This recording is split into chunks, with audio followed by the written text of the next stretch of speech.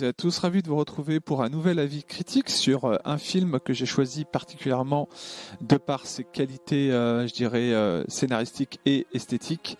Un film qui est considéré, pour la plupart, en tout cas des critiques, comme une pièce maîtresse du tandem de réalisateurs dont je vais vous parler. Et dont je vais parler du film, évidemment, parce que c'est un film absolument unique. Pas unique en son genre, mais en tout cas unique dans sa façon, en tout cas, de traiter, je dirais, l'image, traiter, je dirais, vraiment l'aspect de la réalisation qui est vraiment sublime. C'est donc Le Narcisse Noir, le Narcisse Noir qui est sorti en 1947. Un film donc qui a eu 3 Oscars techniques. Et surtout donc des Oscars techniques pour la direction artistique du film ainsi que pour la meilleure photo. Et vous comprendrez si vous n'avez jamais vu le film en voyant ce chef-d'œuvre, car je n'ai pas peur de le dire, c'est un chef-d'œuvre absolu que Le Narcisse Noir, donc qui mérite largement qu'on s'attarde dessus au vu des qualités incroyables que ce film recèle. Donc le tandem de réalisateurs Michael Powell, Emmerich Pressburger est connu pour avoir collaboré donc sur des œuvres assez magnifiques, déjà des perles, il y en a d'autres. D'ailleurs, c'est pas seulement, je dirais, le seul. Je dirais que ici, c'est leur chef-d'œuvre absolu. C'est vraiment celui qui réunit vraiment à la fois la beauté de la mise en scène, la beauté de la recherche dans les cadres, la photo, la lumière, dans l'aspect aussi crépusculaire du film.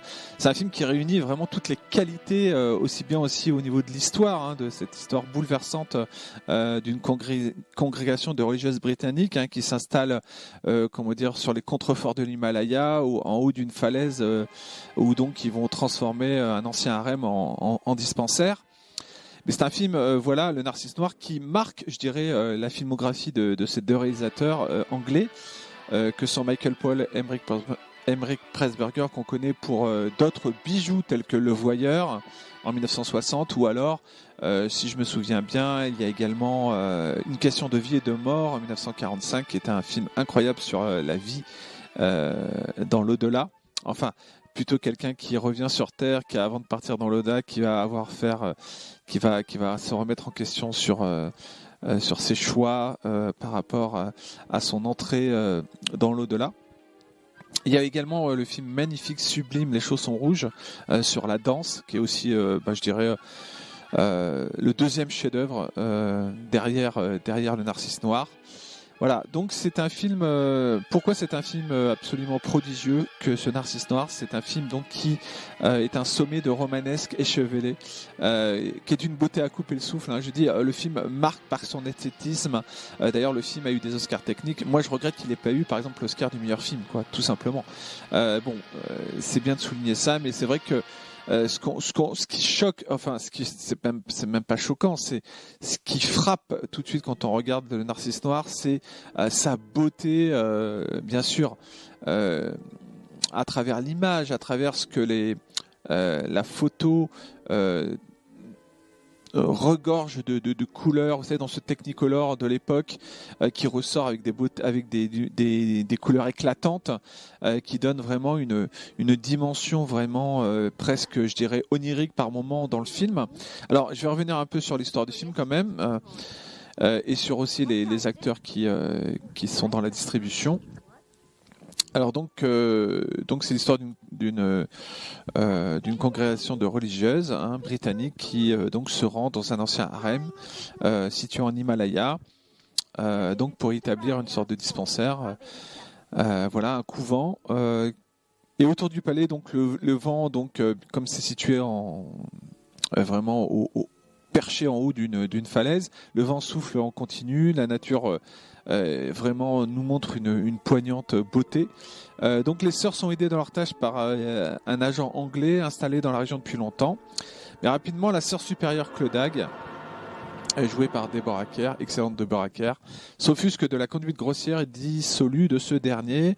Donc au sein de la communauté, les tensions s'exacerbent et les nonnes traversent des épreuves pesantes, aussi bien pour le corps que pour l'esprit. Donc c'est un film qui va nous plonger dans une sorte de huis clos quelque part, dans ce lieu isolé, mais de tout, puisqu'on est en Himalaya, on est vraiment dans ce sentiment d'isolement, proche en même temps de la nature, de la beauté des lieux, et puis en même temps une sorte d'oppression l'oppression, par l'enfermement, l'isolement que recèle ce lieu.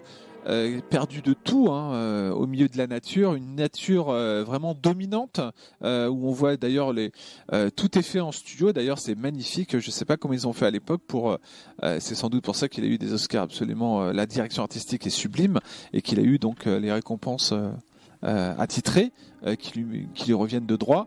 Parce que justement, il y a une recherche vraiment sur la façon de pouvoir. Ils n'ont pas pu tourner évidemment vraiment en Himalaya, mais en tout cas, on y croit, on y est. Les make paintings sont absolument sublimes. Ce qu'on voit, par exemple, les décors de fond de l'Himalaya sont absolument sublimes. C'est vrai, ça ressemble à des peintures réalistes en fait.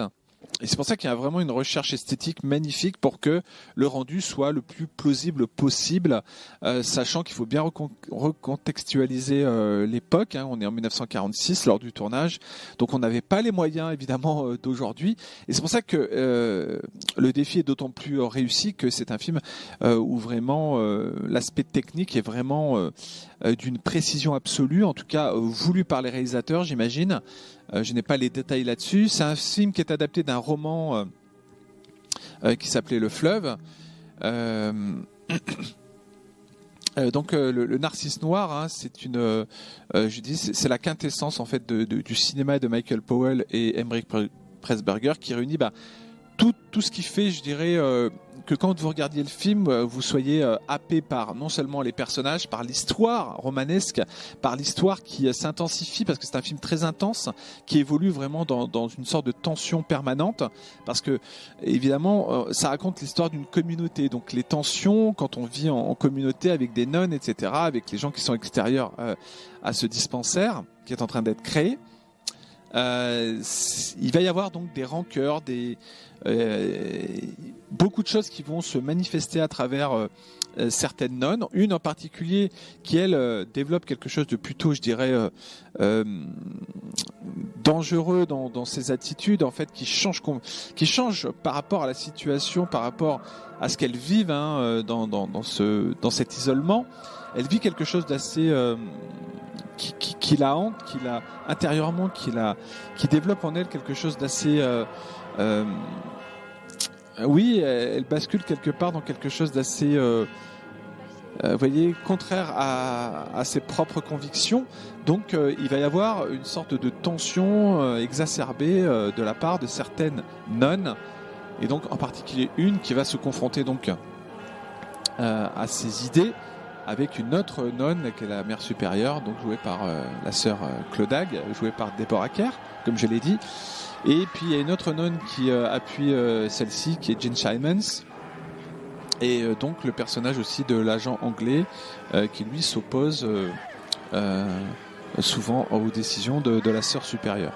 Et c'est un film donc vraiment émouvant. C'est un film qui est donc, je l'ai dit, intense. C'est un film qui parle vraiment de choses fortes au sein d'une communauté religieuse, mais on n'appuie pas vraiment l'aspect, voyez, religieux dans le sens Dieu va arranger tout ça, enfin les tensions, les problèmes. C'est un film vraiment qui est sur, je dirais, les regards, les émotions brutes en fait. C'est pas un film qui va accentuer le côté religieux. C'est un film qui va vraiment cerner différentes personnalités au sein de cette communauté de religieuses, et en même temps qui va montrer que l'isolement peut amener à penser des choses très mauvaises. Le mal peut s'installer aussi insidieusement dans cette volonté de réussir quelque chose dans ce dispensaire. Pour le transformer comme une sorte de lieu de villégiature situé en Himalaya, tout en haut d'une falaise absolument vertigineuse, puisque là aussi j'appuierai le fait que la réalisation est sublime, parce que on joue beaucoup sur les perspectives dans ce film. Michael Powell et Emmerich Pressburger jouent beaucoup sur l'aspect, je dirais, des perspectives, donc comme je dis, par rapport au fait qu'ils utilisent beaucoup de cadrage très qui donne justement en plongée ou en contre-plongée des points de vue assez hallucinants sur, vous voyez, la forme en fait. La forme est vraiment sublime, je l'ai dit, c'est vraiment, chaque plan est vraiment pictural. Il y a vraiment une recherche incroyable dans la façon de poser sa caméra pour les deux réalisateurs, de montrer aussi des choses pour l'époque vraiment intelligentes au niveau de la réalisation, comme des panoramiques, vraiment des plans larges, des plans serrés. Il y a vraiment toute une gamme de technique, en tout cas au niveau de la composition des plans, qui est sublime. Et je vous dis, on assiste vraiment à une sorte de tragédie située donc au sommet d'une falaise dans ce lieu, je dis perdu du temps. On a l'impression qu'on est vraiment qu'avec ces personnages, que la vie extérieure a disparu presque. Hein. On a l'impression qu'ils sont les seuls survivants, je dirais, d'une apocalypse, hein, où seul un endroit de la Terre aurait été préservé, comme l'Himalaya. Enfin, ça, c'est ce que je pense. Mais après, vous ressentirez peut-être les choses différemment. C'est un film qu'il faut ressentir. C'est un film qui ne peut pas vous émouvoir, quoi. C'est un film qui est vraiment qui joue sur la sensibilité, sur vraiment la façon de découvrir, en tout cas, un monde bien particulier, avec ces nonnes qui vivent en autarcie complète avec des personnes qui ne sont pas dans leur milieu, je dirais, de pensée, mais qui vont apporter justement la contradiction. Et en particulier un personnage. Je n'en dis pas plus pour ceux qui ne l'auraient jamais vu, mais en tout cas, c'est un film, pour vraiment appuyer là-dessus, c'est un film qui est vraiment essentiel. Si vous ne connaissez pas Le Narcisse Noir, il faut découvrir absolument ce bijou incroyable du cinéma qui, moi, m'a retourné vraiment déjà d'un point de vue, qui m'a donné une claque, hein, littéralement, d'un point de vue visuel. J'avais jamais vu des couleurs aussi belles, aussi clinquantes, mais vraiment mises en valeur avec la beauté des décors, des paysages, qui, je vous dis, à part quelques reconstitutions dans les décors du harem transformé donc en futur couvent, en futur dispensaire, il y a vraiment le film vous happe déjà par la beauté de ces images, mais il vous happe aussi par la beauté quelque part de certains dialogues qui prennent tout leur sens au fur et à mesure du film, et surtout vers la fin. La fin est incroyablement forte. Je n'en dis pas plus, évidemment. Hein. Je suis pas là pour spoiler les films, hein, dont je parle. Je suis là pour vous donner envie de les voir. Et franchement, Le Narcisse Noir, c'est un film qu'il faut absolument que vous découvriez pour ceux qui n'ont jamais eu l'occasion de le voir. Il est sorti dans une version Blu-ray absolument magnifique, un travail de restauration superbe, donc sur les couleurs. Hein, ce film a été tourné en Technicolor. La distribution des acteurs également, je tiens à la souligner, est vraiment excellente. Elles sont toutes investies. Il y a plusieurs personnages.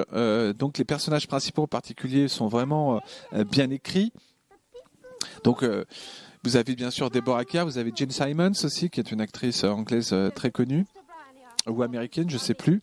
Également la sœur, donc, qui elle bascule vers quelque chose de plutôt négatif, une des sœurs qui fait peur même par moment, par son regard, son visage. Vous verrez dans le film, il y a comme une sorte de peur latente par moment. On a l'impression que cette intensité, on la ressent en fait au fur et à mesure du film, et elle explose plus, bien sûr, plus on avance dans les événements du récit. Donc c'est un film absolument essentiel, Le Narcisse Noir, réalisé par un tandem qui a fait des chefs-d'œuvre, hein, d'autres bijoux. Hein. Alors je dirais que Le Narcisse Noir est vraiment la pièce maîtresse, hein, de leur filmographie.